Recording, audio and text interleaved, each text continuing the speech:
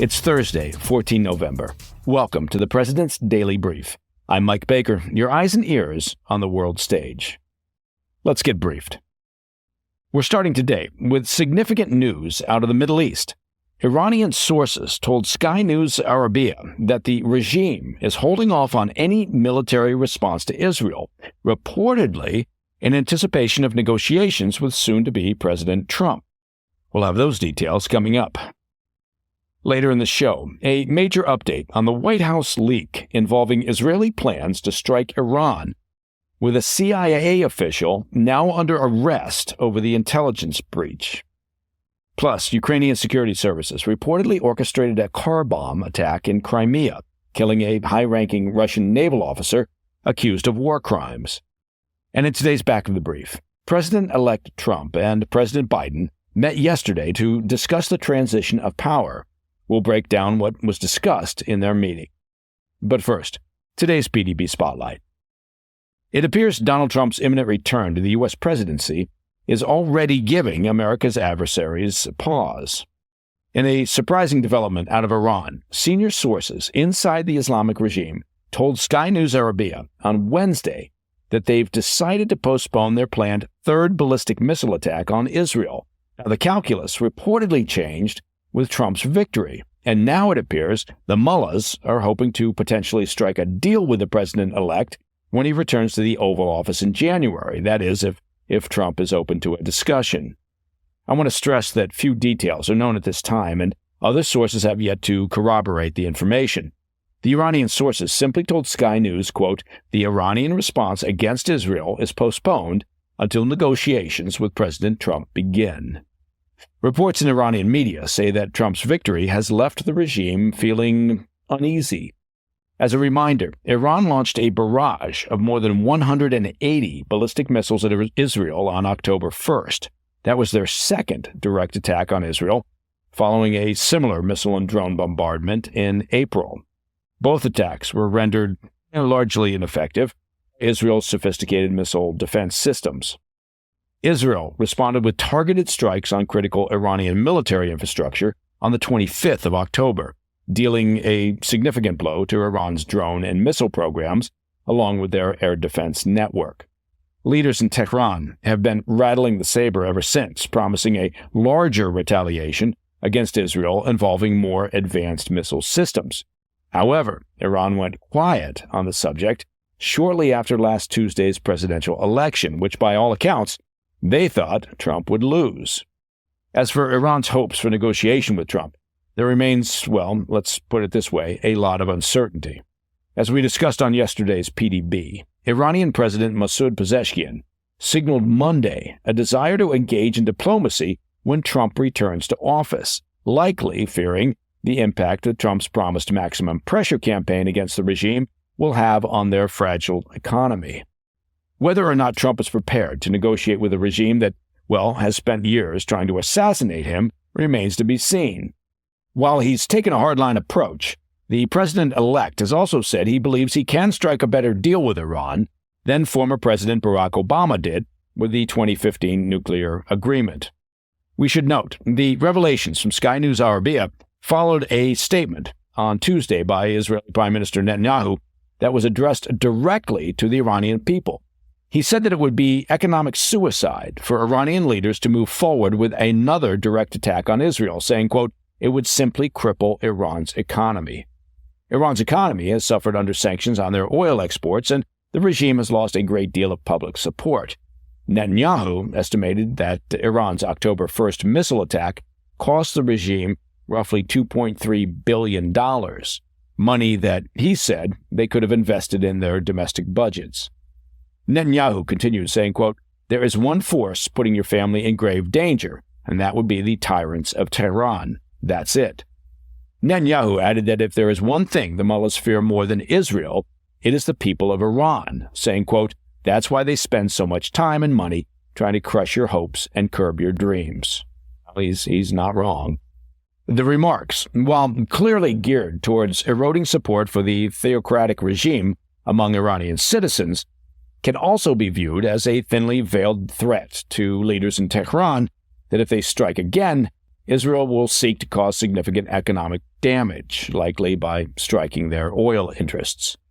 Meanwhile, the U.S. is keeping up the pressure on Iranian-backed forces operating in Syria, carrying out several airstrikes on Tuesday and Wednesday, hitting weapons stores and a logistics headquarters. Further details regarding which Iranian-backed groups were targeted were not made public. All right, coming up next, an update on the White House leak of Israeli strike plans on Iran, with a CIA official now under arrest. How pathetic is that? Plus, reports of a Ukrainian orchestrated car bomb in Crimea targeting a Russian naval officer accused of war crimes. I'll have those stories when we come back. Welcome back to the PDB.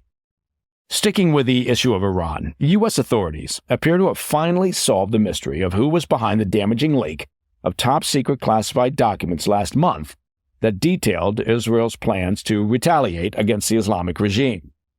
A CIA official, identified as Asif William Rahman, was arrested in Cambodia on Tuesday over the leak and is currently being transported to a federal court in Guam to be formally charged with espionage-related offenses. According to court documents filed Wednesday and reviewed by the Wall Street Journal, Asif Rahman was indicted last week in federal court in Virginia on 2 counts of willful transmission of national defense information, charges that could land the staffer a very lengthy prison sentence. While the court documents did not specifically identify Rahman as a member of the CIA, sources subsequently confirmed his employment at the intelligence agency to the Wall Street Journal. He held a top-secret security clearance and reportedly had access to sensitive, compartmented information. Rahman, who previously lived in Eastern Virginia, reportedly worked for the CIA overseas in Cambodia and other unspecified locations, though what kind of work he did for the agency is unclear. A motive for the leak also remains elusive. As a reminder, the classified documents first appeared online on the 18th of October via a Tehran-based Telegram channel called Middle East Spectator, which said they received the documents from an anonymous source. The leak sparked speculation about Iran's possible involvement and fueled concerns that Israel's chief adversary would adjust its military planning based on the leak. The leak also triggered a desperate scramble within U.S. spy agencies to find the source. U.S. intelligence agencies have been plagued by leaks in recent years, and there were fears more documents could follow. It appears, however, that the initial tranche of documents were the only classified materials disclosed by Rahman. The documents didn't specify Israel's intended targets, but suggested that strikes on Tehran's military and oil interests were still on the table.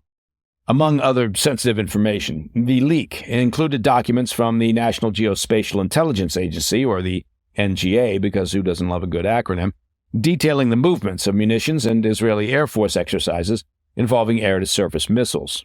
Israel was forced to delay their response and shift strategies in the wake of the leak, though they ultimately retaliated with targeted strikes on critical Iranian military infrastructure on the 25th of October. All right. Shifting to Russian-occupied Crimea, a senior Russian naval commander was assassinated in a car bomb explosion on Wednesday, orchestrated by Ukraine's security service in retaliation for his involvement in civilian-targeted missile strikes. Valery Trenkovsky, commander of Russia's 41st Black Sea Missile Fleet in Sevastopol, was directly implicated in strikes responsible for hundreds of Ukrainian civilian deaths. The security source added that Trenkovsky's assassination was a meticulously planned operation by the SBU. Russia's State Investigative Committee, responsible for high-level criminal cases, condemned the bombing as, quote, an act of terrorism involving an improvised explosive device.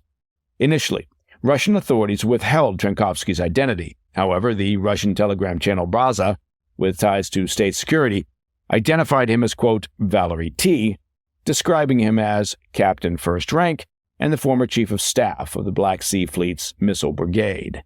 Trenkovsky's name also appeared on Peacemaker, that's an unofficial Ukrainian database, listing individuals deemed hostile to Ukraine. After his death, his photo on the site was marked with the word liquidated in red. Well, that's fairly clear, symbolizing Ukraine's intensified strategy against Russian officials implicated in civilian attacks. The SBU defended the hit under international wartime law, citing Trenkovsky's alleged war crimes. Moscow maintains its Black Sea Fleet does not target civilians. Oh, well, shouldn't their word be good enough? Though Ukrainian sources argue otherwise, pointing to the extensive casualties and infrastructure damage left by their missile strikes. Following the assassination, Russian authorities released images of Trenkovsky's wrecked vehicle engulfed in flames. This assassination points to an intensifying intelligence war in Crimea. It's obviously a strategic hub for Russia's Black Sea operations, or at least what remains of their Black Sea operations. Recently, Ukraine has heightened its focus on this area, targeting Russian assets and high-ranking officials. According to the Russian telegram channel MASH, Trenkovsky had been under surveillance for a week before the bombing, coordinated effort underscoring Ukraine's operational reach. Since the war's outset, prominent pro-war Russians, including journalists and a former submarine commander, have been assassinated in attacks Moscow attributes to Ukraine. Additionally, Russia's Federal Security Service claims it dismantled a Ukrainian spy network in Crimea last December. Among the network's alleged targets included Crimea's Moscow-installed leader and a pro-Russian former Ukrainian parliament member who narrowly survived an assassination attempt. As the conflict intensifies, Trenkovsky's assassination signals Ukraine's relentless pursuit of Russian officials linked to civilian attacks.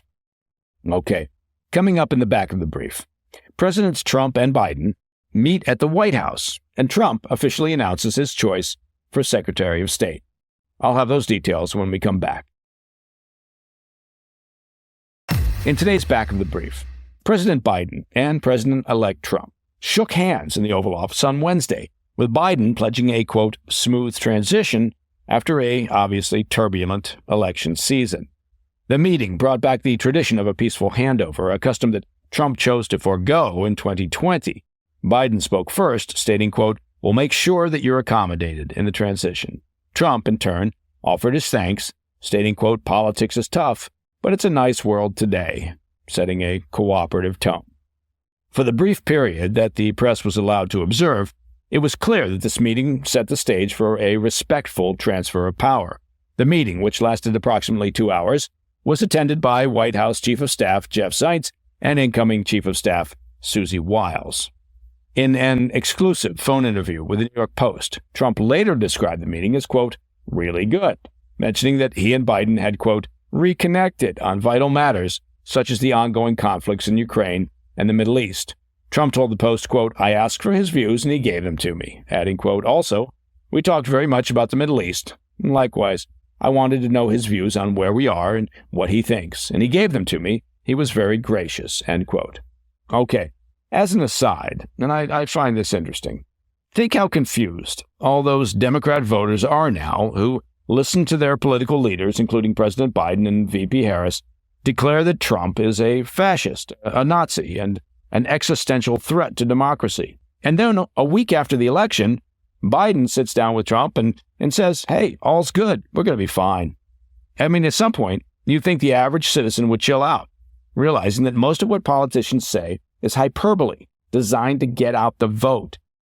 Look, if President Biden and VP Harris genuinely thought that Trump was a threat to democracy and the world as we know it, do you think they'd sit down with him in a cordial setting? So my point is, maybe don't take everything so literally. Now, for all you kids listening, earmuffs.